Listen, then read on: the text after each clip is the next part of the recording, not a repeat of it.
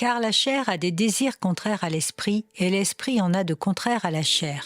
Ils sont opposés l'un à l'autre, afin que vous ne fassiez point ce que vous voudriez. Galates chapitre 5, verset 17. Le Saint-Esprit et la nature humaine déchue sont diamétralement opposés.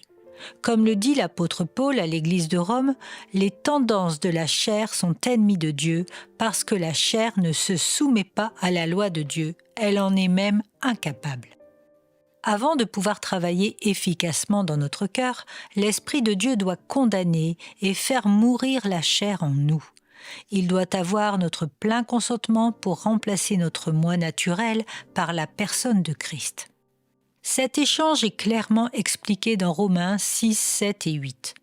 Lorsque le chrétien en recherche a connu l'expérience de la crucifixion décrite dans les chapitres 6 et 7, il entre dans le vaste domaine de la liberté du chapitre 8.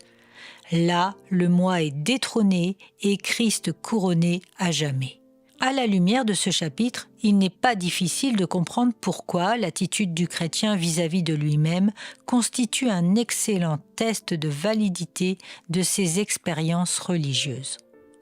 La plupart des grands maîtres de la vie intérieure comme Fénelon, Molinos, Jean de la Croix, Madame Guyon et une foule d'autres ont mis en garde contre de pseudo-expériences religieuses qui procurent beaucoup de plaisir charnel, nourrissent la chair et enflent le cœur d'amour de soi. Voici une bonne règle. Rien de ce qui vient de Dieu ne nourrira mon orgueil ni le bien que je pense de moi-même. Si je suis tenté par l'autosatisfaction et par un sentiment de supériorité à la suite d'une expérience spirituelle extraordinaire, je dois aussitôt m'agenouiller et me repentir de cette attitude. Je suis devenu victime de l'ennemi.